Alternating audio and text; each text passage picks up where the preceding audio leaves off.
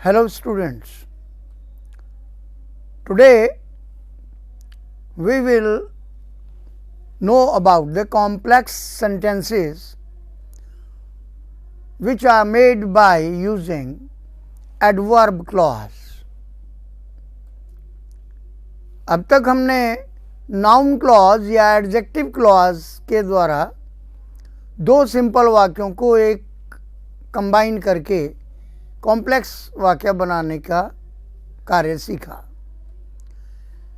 आज हम adverb clause के माध्यम से किस प्रकार कॉम्प्लेक्स सेंटेंस बनाते हैं ये जानेंगे।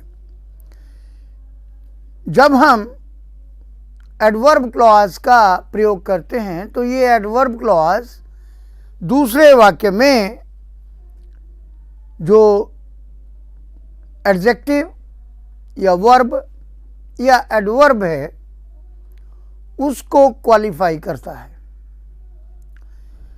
और हम जो कंजंक्शंस इसके लिए प्रयोग करते हैं वे conjunctions time, place, condition, reason, purpose, comparison या रिजल्ट का बोध कराते हैं। जैसे कि एक पेयर ऑफ सेंटेंसेस है कि I reached the station, the train started at once.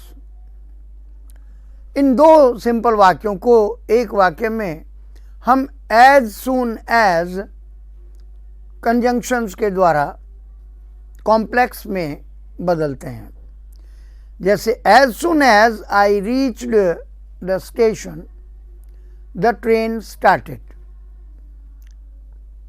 तो इसी प्रकार से she was taking a sound sleep एक सिंपल सेंटेंस है और इसके साथ दूसरा सिंपल सेंटेंस है it began to rain.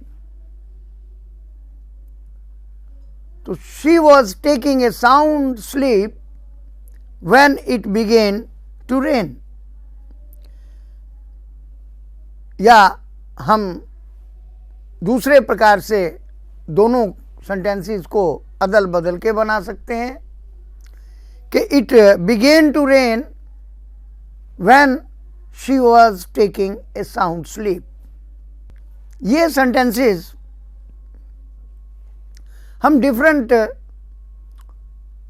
Subordinate conjunctions के द्वारा जो एडवर्ब क्लॉज बनाती हैं उनके द्वारा हम बना सकते हैं। जैसे we take the example of another pair of sentences. You must work hard, you cannot get success. यहाँ दो ऐसे सेंटेंसेस हैं जिसमें एक में नेगेटिव सेंटेंस का बोध होता है कि यू मस्ट वर्क हार्ड एक simple sentence, you can not get success दूसरा सिंपल सेंटेंस। हम अनलेस का प्रयोग करके इन दोनों को एक करते हैं। Unless you work hard you can not get success. Adverb clause के द्वारा ही दो सिंपल वाक्यों को एक कॉम्प्लेक्स वाक्य में बदलने के लिए हम एक अन्य पेयर ऑफ सेंटेंसेस का उदाहरण लेते हैं।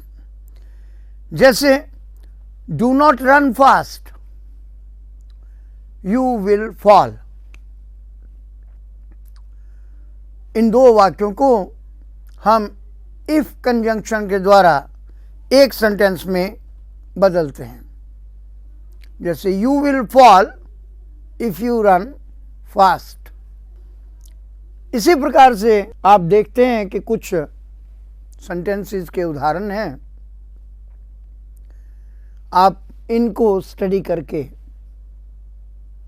कॉम्प्लेक्स सेंटेंस बनाने की विधि जान सकते हैं। Thank you.